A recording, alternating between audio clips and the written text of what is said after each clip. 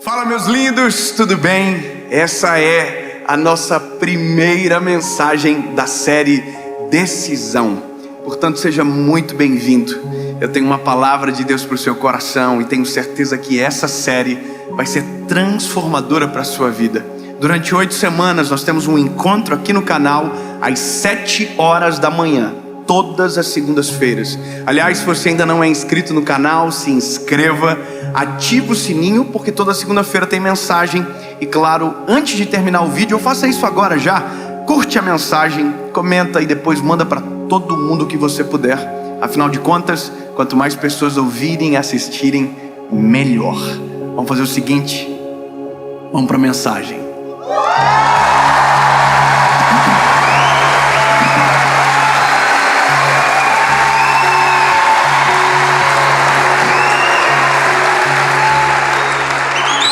Parece que foi ensaiado aqui. Jó, capítulo de número 4, versículo de número 3. Esse texto vai nortear a nossa caminhada sobre um sentimento, uma palavra que sufoca muita gente, que já me sufocou durante um tempo, e que se a gente não cuidar, vira recorrente na nossa história.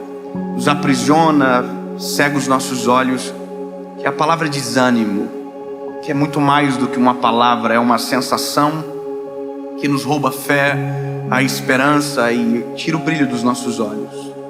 O texto é de Jó 4, é o capítulo, versículo é o 3, diz o seguinte: eis que instruístes a muitos e fortalecestes as mãos fracas. Tuas palavras seguraram o que estava caindo, e tu fortalecestes os joelhos debilitados. Mas agora isso vem sobre ti e te enfraqueces. Ela toca em ti e te perturbas. Não é este o teu temor, a tua confiança, a tua esperança, ou a retidão dos teus caminhos? Sabe, quem está ouvindo isso é Jó. Jó está ouvindo isso de um amigo dele. O amigo se chama Elifaz, ou Elifaz, ou Elifaz, não sei. Só sei que é esse amigo que está olhando para Jó, depois de todo o cenário de calamidade da vida dele, dizendo: peraí, você, pelo que eu me lembro, tinha palavra para todo mundo. Quando alguém estava caído, você tinha palavra para que aquelas pessoas se levantassem. Quando aquelas pessoas estavam tristes, você trazia o ânimo. E agora que você está caído, as tuas palavras não servem para você?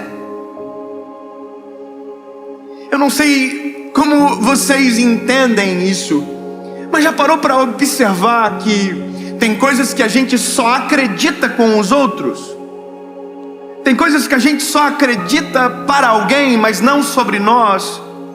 Que existem palavras que a gente é profissional em dizer sobre a vida dos outros, mas que quando chega na nossa vez de crer, na nossa vez de viver, a gente não consegue acreditar de verdade. Ou seja, me parece que às vezes a nossa fé só é funcional quando é o outro que está por problemas, mas quando é na nossa vez, tudo o que nós cremos, a gente esquece. E é sobre isso. É sobre um sentimento que rouba a fé, que rouba toda a nossa pregação. E isso é muito perigoso, porque pregamos lindamente, mas quando é na nossa vez, nenhuma palavra pregada serve para nós. E é isso que eu me deparo nessa história, e que de verdade, de maneira humilde, reconheço que já me deparei na minha vida também. No dia que nenhuma das palavras que eu havia pregado serviriam para mim. De tudo aquilo que eu cria para aquele momento, parece que não era para mim, mesmo sendo completamente direcionado para o meu coração. Jó teve perdas irreparáveis. Se você olhar a história de Jó, você agradece a Deus pela sua vida. Você pode estar na pior situação da vida, do mundo, mas se você ler a história de Jó, você vai dizer: meu Deus do céu. Jó perdeu os filhos, perdeu todos os bens, todos os seus servos. Jó perdeu tudo. Quando Jó tem todas essas perdas, Jó só não fez uma coisa: Jó não blasfemou contra Deus, mas Jó blasfemou contra a vida dele. Jó desejou morrer, Jó teve sentimentos dessa maneira, porque as dores foram muito agudas. A dor foi extremamente aguda. Agora, o interessante é que no meio de todo esse cenário de dor, existe um homem justo, existe um homem bom. Tanto é que tudo isso aconteceu com ele porque Deus permitiu, porque ele era bom. Aí é uma confusão tão grande que eu não vou saber explicar. Porque na nossa cabeça, se nós somos bons, tudo de bom tem que acontecer com a gente. Mas não é assim que a banda toca. Bons sofrem. Porque na verdade, desculpe, mas nem bons somos. A gente pensa que somos, mas não somos. Tá vendo essa pessoa perto de você aí? Ela é ruim.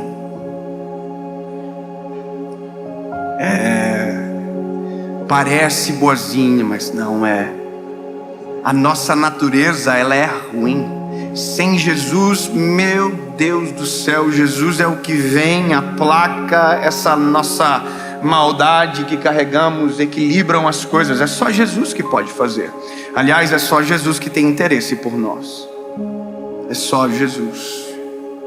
Então, quando eu olho para um cenário como o de Jó, eu olho para a história, para o desânimo, para a batalha, para a luta. De verdade, eu confesso que se fosse a gente não ia saber muito o que dizer. Confessa, como que eu chego para uma pessoa que perdeu tudo e digo: olha,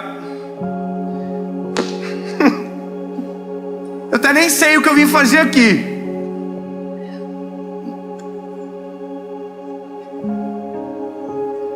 Eu só não queria estar no teu lugar, irmão, mas não é verdade? A gente não é assim? Agora, por quê? Porque aqui a gente está falando de algo muito grave. Mas quando a gente olha a história completa, eu sei a história completa. A história completa é: Deus restituiu tudo o que Jó perdeu. Jó viu os filhos até a 4ª geração, e aí descansou no Senhor. Jó teve tudo restituído: os bens, os servos, as propriedades, os filhos, tudo em dobro. Deus deu, Deus retribuiu. Agora, a gente consegue olhar assim porque a gente conhece a história toda. Agora, Jó não sabia disso que ia acontecer. Você entende? Jó não viu o todo, Jó via parte da história.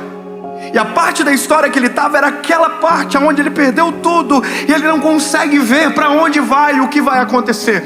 E esse é o cenário às vezes da nossa história.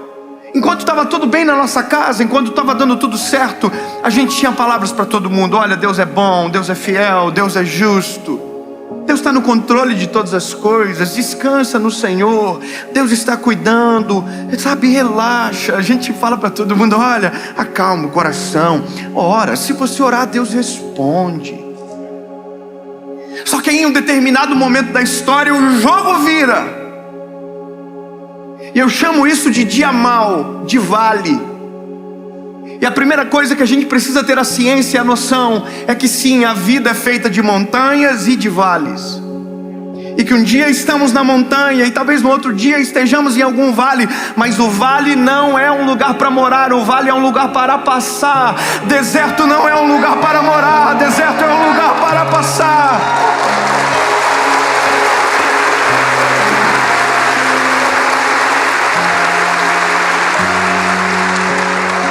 Quando entendemos isso, o nosso olhar está fixo no Senhor. A gente entende que é passageiro, passageiro, passageiro, passageiro. As dores deste mundo são passageiras, as angústias passageiras, tudo é passageiro. Há uma coisa que é eterna: a nossa vida com Deus, para sempre.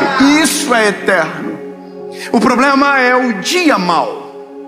O dia mau é o problema, porque quando nós chegamos, tudo que vivemos antes, todas as bênçãos, todas as provisões, todos os milagres podem ser esquecidos numa fração de segundos. E é nesse momento que Jó está sentado ao chão, eu imagino lá muriando-se, quando um amigo olha para ele e diz a verdade: irmão, peraí, não estou te entendendo. Quer dizer que quando era com os outros você tinha palavra, e agora que é com você, você está aí caído. É como se esse amigo tivesse pegando Jó pelos ombros e falasse assim: ó, acorda, rapaz. Você crê em um Deus que pode todas as coisas. Você crê num Deus que faz milagres extraordinários. Você crê num Deus que pode restaurar tudo aquilo que se perdeu. Entende? Deus pode tudo, Deus faz tudo. E aí a Bíblia conta a passagem completa de Jó. A história continua. Eu chamo isso de imagem completa. Imagem completa porque às vezes nós olhamos a vida assim, coladinhos na parede, e não conseguimos ver o todo. A gente não consegue ver a razão do porquê estamos vivendo o que estamos vivendo, sabe? E aí de repente a história avança, a gente vê o todo e a gente olha para trás e diz o quê? Ó, agora faz todo o sentido. Não é verdade? Sabe, é esse painel de LED aqui, tá vendo? Você vê uma imagem bonita aí de longe, mas eu que estou um pouquinho mais perto, eu consigo enxergar pixels dessa imagem. E se eu chegar bem mais perto, eu não vejo nada, eu só vejo pixel. A vida, nosso olhar sobre ela é um pixel da história. Nós olhamos para a vida e vemos uma fração de alguma coisa que pensamos que é tão longa. Não. A vida é um todo, e o único que consegue ver o todo é o Senhor. A gente às vezes não vê o todo sobre amanhã, mas já conseguimos ver o todo sobre um ano atrás, sim ou não? A gente consegue olhar um ano atrás o que vivemos e agora conseguimos olhar por que colhemos, por que vivemos daquela maneira. Por quê? Porque agora a gente consegue ver o todo. Então da mesma maneira que você consegue ver o todo de um ano atrás, eu quero declarar sobre você que daqui a um mês, 2 meses ou 2 dias, você vai olhar para tudo aquilo que passou e vai dizer: agora eu entendo, agora eu compreendo. E aí você vai dizer: show, desânimo, vai embora, porque agora eu lembrei quem tenho crido, quem é o meu Deus, quem é o meu socorro bem presente no dia da angústia. Vai para lá.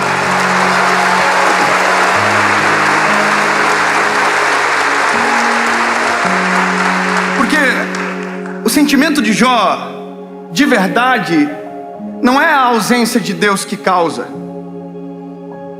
Esse sentimento em Jó não é a ausência de Deus, não, é o acréscimo de um sentimento: desânimo. E o desânimo me faz imaginar que Deus está ausente. Entendeu? Deus nunca está ausente, mas o desânimo me faz crer que Ele está ausente. O medo me faz crer que Ele não está na história. Medo e desânimo se confundem em algum momento. Diferença é que o medo me faz correr muitas das vezes, e o desânimo sempre irá me paralisar em alguma parte da história. Eu chego aqui a nossa realidade, para nós. Quando o dia mal bate na nossa porta. Quando a história difícil acontece com a gente. Deixa eu te fazer uma pergunta. Quantos aqui hoje, de maneira sincera, estão passando por um processo de luta, de provação? Levante a mão. Eu queria muito que você levantasse a mão de novo e todo mundo olhasse à volta. Olha quantas pessoas. Essas pessoas que estão com as mãos levantadas não estão dizendo que estão vivendo os melhores dias da vida delas. Elas estão dizendo que estão passando por um processo de provar. Então a primeira coisa que você tem que saber: não é só contigo, lindo. Não é só com você. Não é só na sua casa que tem prova. Não é só na sua casa que tem luta, não. Todos nós aqui, na sua grande maioria nessa noite, estamos passando por alguma batalha. E sabe o que é a loucura? Que uma batalha termina, outra começa. Nós sempre estamos em uma nova batalha.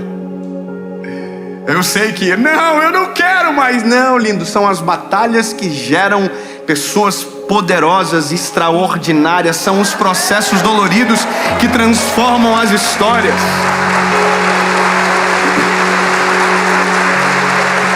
É inerente do ser humano. Eu queria muito chegar aqui e dizer: olha, depois que você aceitar a Jesus, você não vai ter mais nenhum problema. Se você reconhecer Jesus como seu Salvador, a sua vida vai ser um mar de rosas e uau, ninguém vai ficar doente, ninguém vai cortar a sua frente no trânsito, vai ser tudo lindo. As pessoas vão passar por você e vão dizer bom dia. Não, lindo, esse é um sonho, mas a realidade não é assim.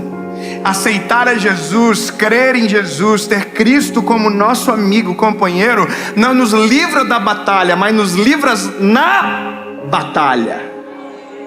Não entendeu? Eu vou melhorar.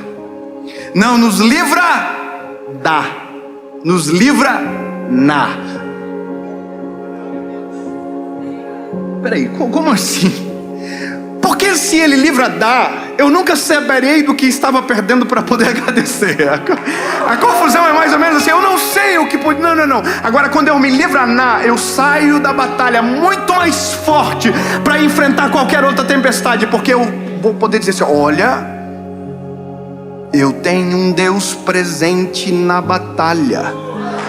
Ouve a minha oração. Sabe, é a loucura da vida. É difícil tentar explicar, mas é assim que a gente tem que crer, porque essa é a realidade.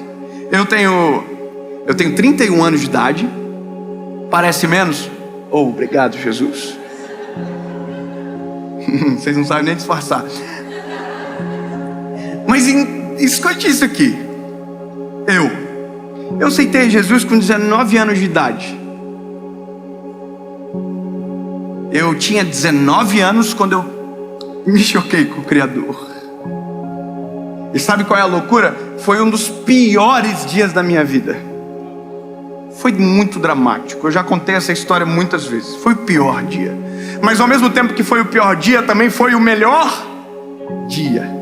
Porque foi quando eu me conectei com o Criador e a minha vida mudou dali para sempre. E aí eu aceitei Jesus e a minha vida mudou. A pergunta ou a constatação, é que naquele momento criou-se talvez uma expectativa que não haveria mais sofrimento na nossa casa. Aparentemente é isso que muitas de nós pensamos. Agora acabou e não acabou. Não acabou porque as batalhas, elas permanecem, elas continuam. Os problemas vêm. Só que agora a perspectiva de resolução de qualquer problema é totalmente diferente. A forma de ver as coisas mudou completamente. Agora a gente vai ter uma filha, a Serena, vai nascer agora. Mas eu sei o que é experimentar a perda de um filho. Sabe, tem coisas que nós vivemos que ficou dentro da nossa casa, mas eu sei o que é ter dor. E todos nós aqui sabemos. Agora a única coisa que nós não podemos deixar acontecer é sermos paralisados pelo desânimo para roubar a nossa fé. Porque o desanimado, meu lindo, ele é extremamente perigoso. Sabe por que ele é perigoso? Porque ele pode dar um fim naquilo que era apenas o começo. O desanimado, ele pode perder a fé naquilo que Deus estava prestes a agir. Ele pode abandonar tudo, sendo que estava prestes a ser transformado. Porque de repente a gente diz: oh, por que tudo isso acontece? Só comigo? Você já viu, não é só com você, é com muita gente. Então o desânimo precisa ser vencido. O desânimo precisa ser mandado embora. E eu ouvi uma expressão que marcou o meu coração. O desânimo é como uma areia movediça.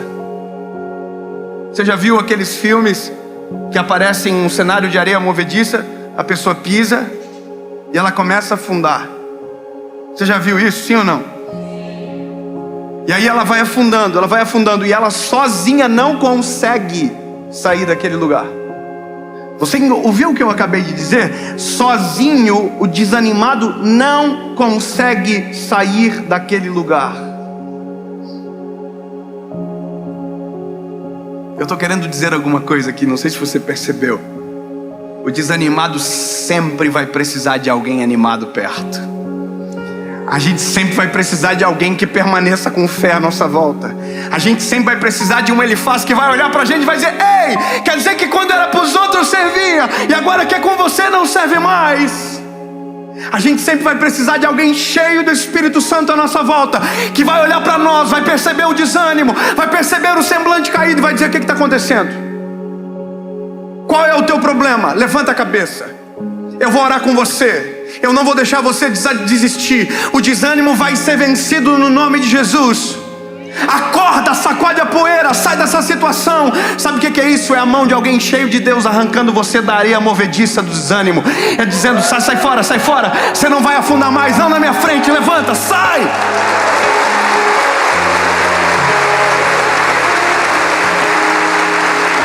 E eu aumento o termo. É por isso que a igreja é importante. Porque a igreja é um ambiente onde pessoas estão olhando para as pessoas. E se tiver alguém na areia movediça, aqui dentro não vai afundar. É por isso que precisamos de andar com pessoas cheias de Deus à nossa volta. Precisamos de homens, de mulheres de Deus caminhando com a gente. Então, meu lindo, eu não sei qual é a sua situação, eu não sei qual é o nível do teu desânimo, mas talvez é um nível que você não consegue mais crer que Deus pode fazer alguma coisa ao teu favor.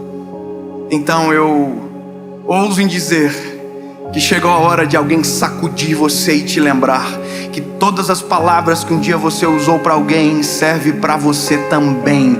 Deus é fiel para os outros, mas é fiel para a tua casa. Deus faz milagres para os outros, mas pode fazer um milagre na tua família. Todas as palavras que você declarou sobre a vida dos outros também servem sobre você.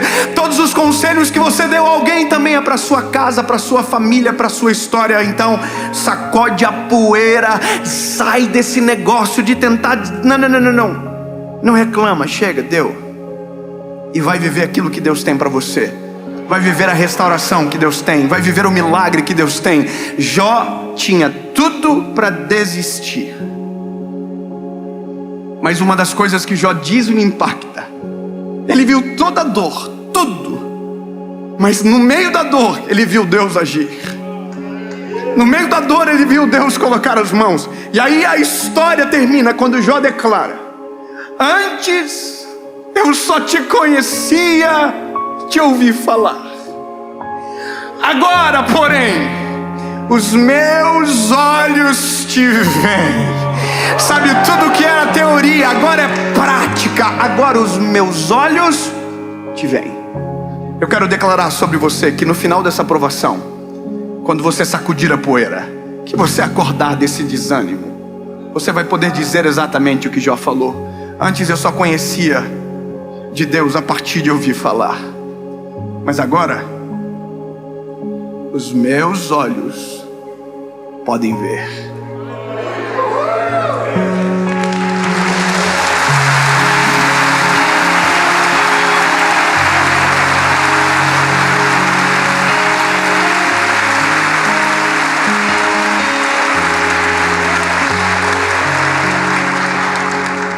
Eu queria poder ter tempo de contar para vocês todas as vezes que Deus me socorreu, todas as vezes que Deus enviou anjos para nos tirar do desânimo. São tantas as histórias, mas a prova que elas aconteceram e deram certo é porque eu estou aqui continuando. Estou aqui pregando a palavra. Só que eu não posso esquecer que tudo que eu estou falando para vocês tem que servir para mim também. Jesus tira-nos do desânimo, nos deixa fraquejar a nossa fé, encoraja-nos a viver a tua vontade. Senhor, a gente não consegue ver tudo, a gente vê um fragmento da história e às vezes desesperamos, mas não é assim que queremos viver, Jesus. Abre os nossos olhos, socorre nosso espírito e nos faz enxergar a esperança, em nome de Jesus. Que agora, Senhor, dentro dos lares, onde tiver alguém assistindo, que seja socorrido pela tua presença, e que o brilho nos olhos volte, e que uma luz no fim do túnel apareça, em nome de Jesus. Amém.